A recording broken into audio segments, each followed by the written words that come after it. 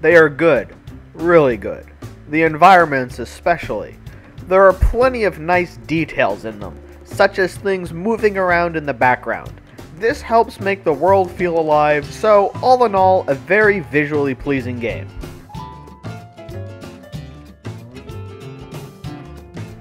Sound is great too.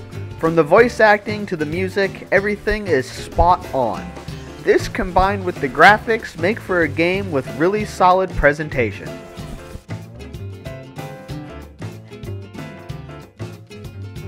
I won't cover any spoilers here, so I will just go over my general impressions. Overall, the story was good. I liked the characters and was interested to see how everything would end up. The bad, though, was it lacked any real villain until late in the story. Also, in general, the story felt too short. It had a good pace at the start and covered the characters well, but you entered the endgame soon after, seeming to skip the middle. Though, all in all, an enjoyable story.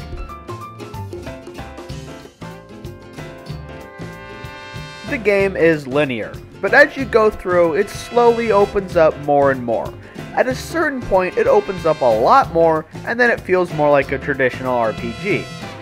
Though, when you compare how linear the game is to the story, it actually makes sense that it would be like this. Logic aside for a second though, it would have been nice to have a few more areas to wander around in. This fits what I said earlier about the story seeming to miss a middle. Also, you never go into a town in the traditional sense. All shopping is done from save points. Again, given the plot, this makes sense, though I can think of 2 instances where a town would also have made sense. Still, there is interaction with NPCs, though instead of talking to them, you simply hear what people are saying as you get close to them. This is more realistic as you simply pick up on parts of conversations as you walk by people, as you would in real life, instead of stopping every person you meet and talking to them directly. I like this approach. It feels more organic and real. Just wish there were more times when you're around actual people.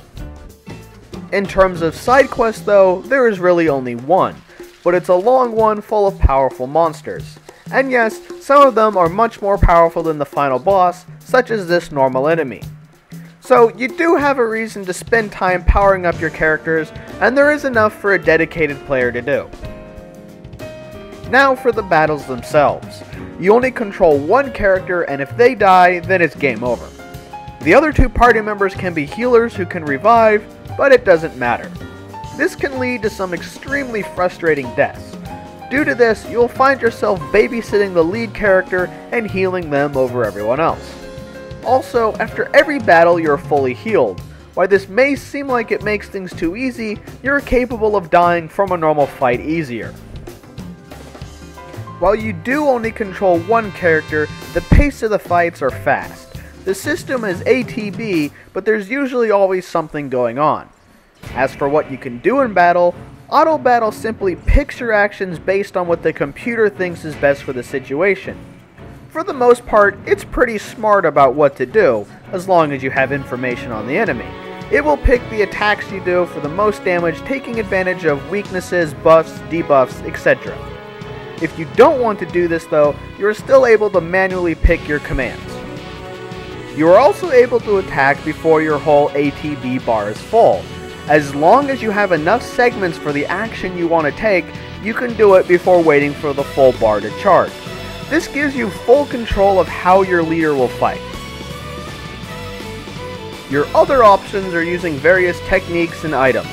Both of these don't take any of your ATB segments to use, though techniques take TP while items of course use an item.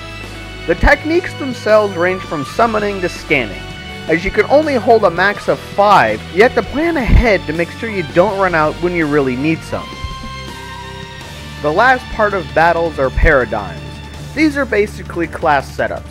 You're allowed to have a total of 6 setups made before you go into battle. Once in a battle, you are freely able to switch between them at almost any time.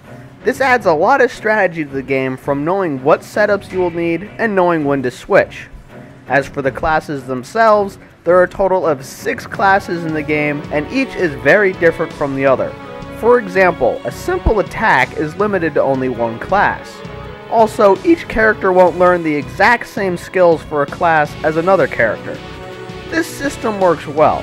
While it's simple, there is also plenty of strategy involved. The leveling up is a bit weird. It's basically a combination of the sphere grid from Final Fantasy X and job leveling up. How it works is pretty simple though.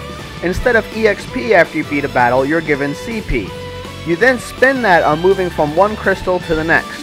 When you get to the next one, you gain whatever the bonus is it gives you, either a stat, ability, technique, or other bonuses. Each job also has its own grid. For the stats, there are only 3, HP, Strength, and Magic. While there aren't stats for them, you are able to raise things such as defense with pieces of equipment. And while it may look like it at first, there is no real customization here. You simply pick the order you level up in. The max stats for each character will always be the same in the end. That being said, later in the game, the freedom this gives you over a simple level up system will show itself as the order you pick will have a greater impact. For the equipment options, you only have 2 types, weapons and accessories, though you will unlock more accessory slots as you go through the game. As I said before, you are able to raise other stats with pieces of equipment, such as ones that give you physical and magical resistance. The most notable feature here though are the equipment bonuses. If you equip certain items at the same time, a hidden bonus will appear. These can range from negating a certain amount of damage to increases how fast the ATB charges. With this feature, it makes equipment not as simple as just picking the ones with the largest stat bonuses or the largest single effect. Another feature of equipment is leveling it up. This is very simple for the most part. You spend the component items you have on giving EXP to the weapon, and once it gets to a certain point, it levels up.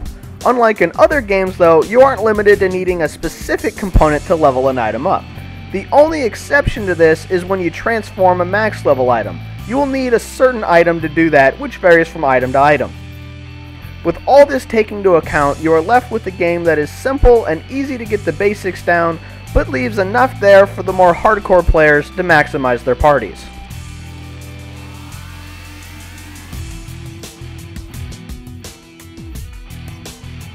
A solid game. Each aspect of the game is great and will leave you feeling satisfied after beating it. Final score, 8.5 out of 10.